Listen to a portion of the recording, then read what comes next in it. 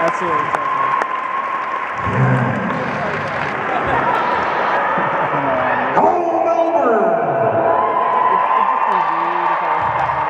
Thank you for that lovely introduction. My pleasure. I appreciate all your support. Let me just get my table all set up here. Sorry, we left it in a bit of a mess. There were some dwarves in here before. What was it, Kyle? You're supposed to say little people. Oh, sorry.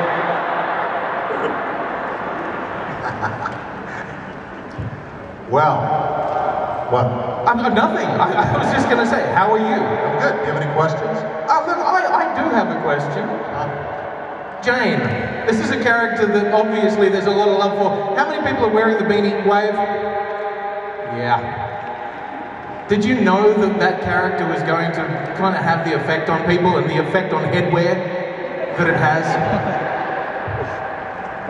I understand there's a bit of a rigmarole with the hats these days. Just ignore that. Just go black market. Just knit them and sell them.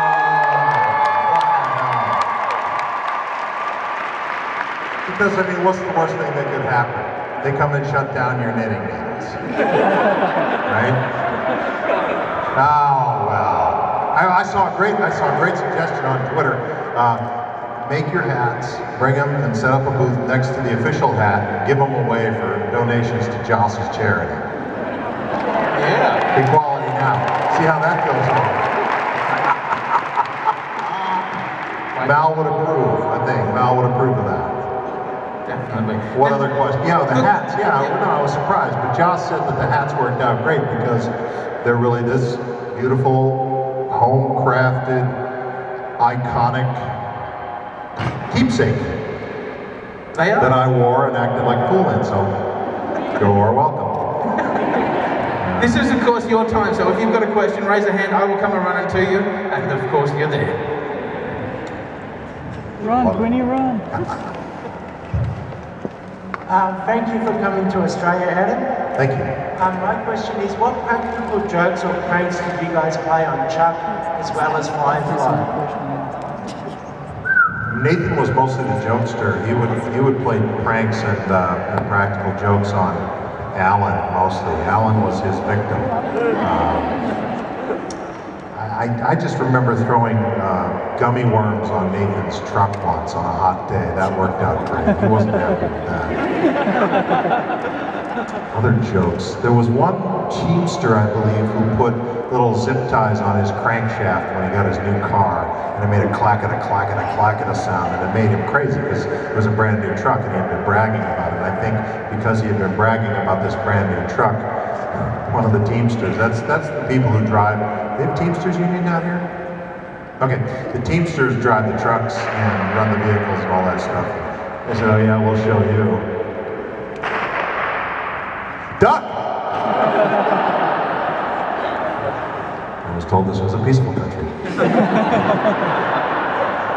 Practical jokes on Chuck. Not a practical jokester, but you know, Zachy, he would pull some on Yvonne, and Yvonne would pull them back on him, and it mostly had to do with,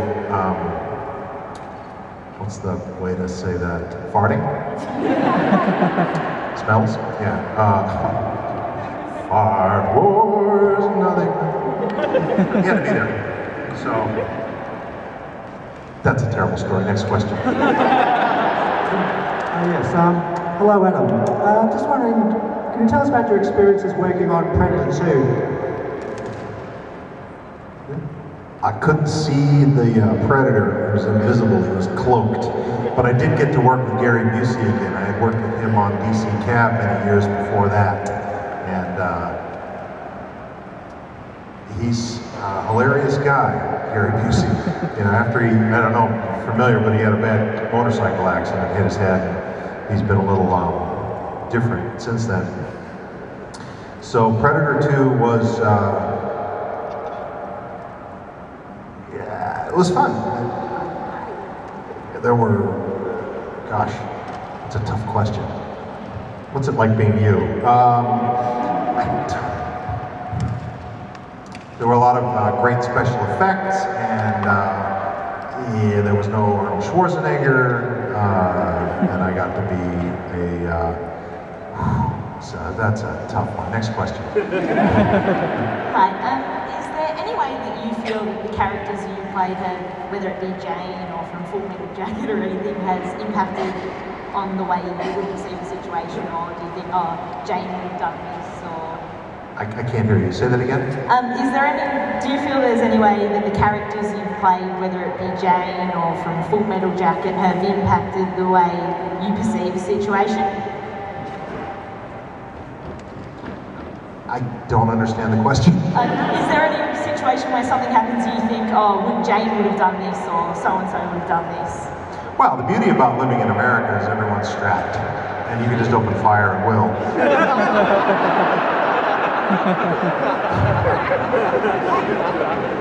At least that's the perception I get from watching television. Yeah. No, because Jane's way in the future, and there's like anarchy reigning on the outer planets, and boy, I'm just a homebody. I live with my wife and kids, well, the ones that are still around. In real life, boy, you know, there's some people who do need shooting. There's an old, I don't know if you've seen Saturday Night Live, but there's an old routine that in Texas they have the he needed killing law. Works in Texas. Oh, I don't know. I'm not Jane. I just played him on TV for a year, no less than a year. Only half the season. You wouldn't believe how depressed we all were when the cancellation came. It was like, we expected it, but when it finally came down, it was like, but what? Because your numbers suck. Hey Adam, you've got like 3 brothers, I guess. Can you tell us how your brothers are and all that? That's very okay. It was Really? a question. I really can't hear that. No, it was a question about brothers. Oh, which brothers? I'm going to say Baldwin's at a guess. Yeah, no, Yeah. well, no. They're the Long Island clan. I'm not that clan. I'm Chicago. The better Baldwins. Wikipedia, man.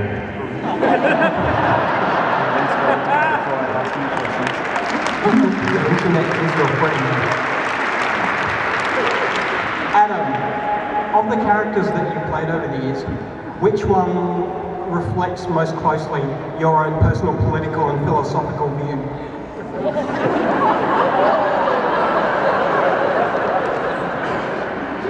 Well, I should state what my own personal political and philosophical view is then, right?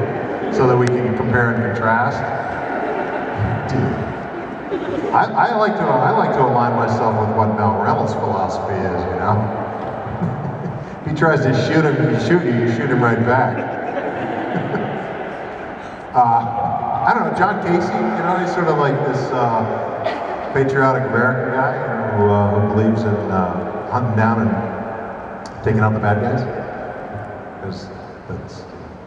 But that's a fantasy thing. Like I said, I'm a homebody. I hang with my wife and kids.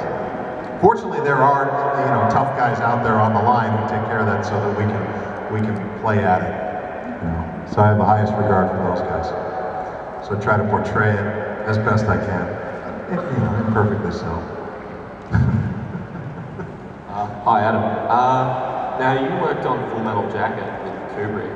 He's notorious for putting his actors through hell. Do you have any stories about that? Yeah. A lot of that is just urban legend. Kubrick was meticulous and wanted things to be perfect, and he would sit there and be patient because he had the benefit of time, being Stanley Kubrick, and he could make it go as long as he wanted to. But if he saw the take that he liked, he would accept it and move on. There were you know, a couple scenes that took a month. For those of you in the movie and television business, a month is a long time for one scene. He had the benefit of being able to do that. And putting us through hell. Matthew Modine wrote a terrific book. It's called Full Metal Jacket Diary. If you get a chance to look at it, so writing down kind of what was happening for all the actors in that group. And there were times where Stanley would put us through stuff, and we were just dumb kids anyway, and Stanley was a master filmmaker, so I think Stanley, having a sick sense of humor, was chuckling back there behind the incoming. You see what it's like being an American? It's like always on your car. He would sit back there and chuckle, I'm going to put these kids through hell, and so he would, he did. And, other times, great, love it, move on, next. Hi, I was wondering who would win in a fight, Casey or Jane?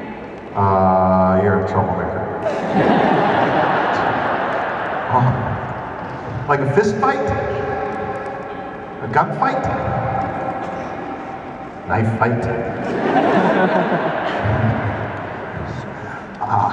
I guess a straight up fight Jane would win. You know, he's younger.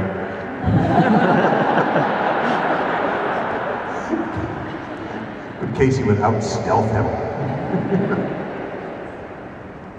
Hi, I was just wondering if you could sing The Hero of Canton for us.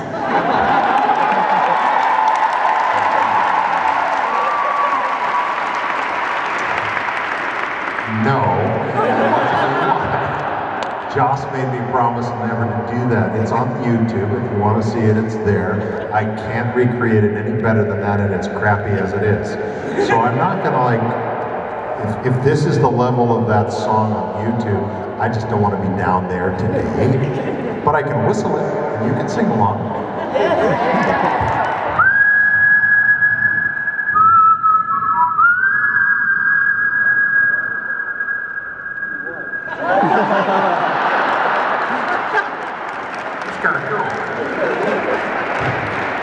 Hey, that gave me a great idea. Make like a spaghetti western that starts like that.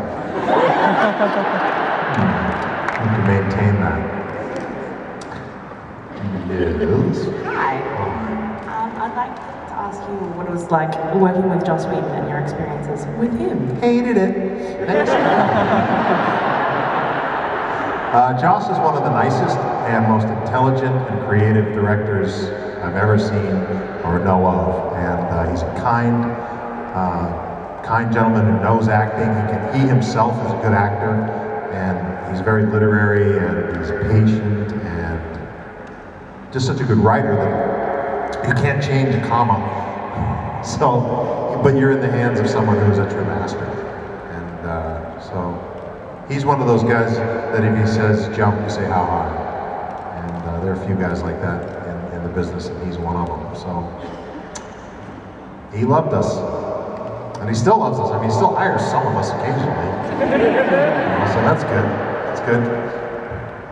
Hey, I was just wondering, did Yvonne give you any advice on coming to Australia? She did, actually.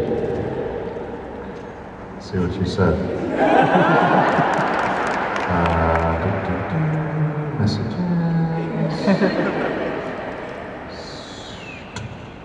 Oh, I'm in Sydney right now. Do the Whit Sunday Islands, Whitehaven Beach, and Lake Mackenzie on Fraser Island XL.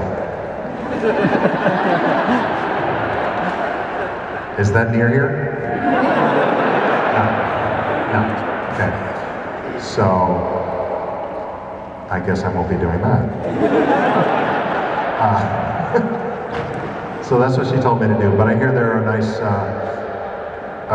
golf courses south of here that I play a little. I'll try to get down there maybe on Tuesday. There's an actor down here I worked with years ago when I was here named Steve Bastoni, who's a pal of mine, and he's graciously figured out a game for us on Tuesday, so I think I'll go hack around there. And Monday, I don't know. Clearly Yvonne's no help. I'm gonna have to ask you guys. What should I do? Come hang out with me! Got it. Sleeping in. Yes. Hi. Hi. Yeah, you remember me, don't you? Crybaby. Thanks for being so kind. You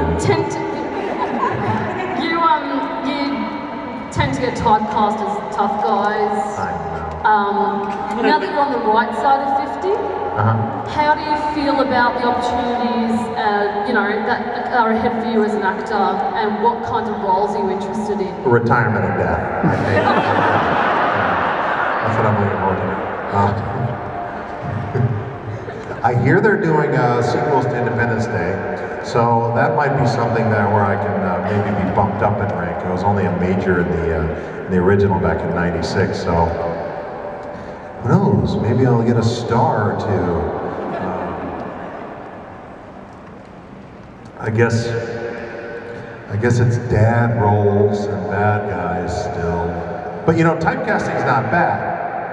It's a living, so it's not as bad as people might make it out to be. Just a question of, how evil are you? So I've decided at some point I'm not going to do that. Steer away from the violence towards the weak and make it the violence toward the bad, and try to focus on that. But what are you going to do? The right side of 50. You're right. It's clean living. Who's next? Hey Adam, how's it going? I've got 2 questions for you, going back to the guys.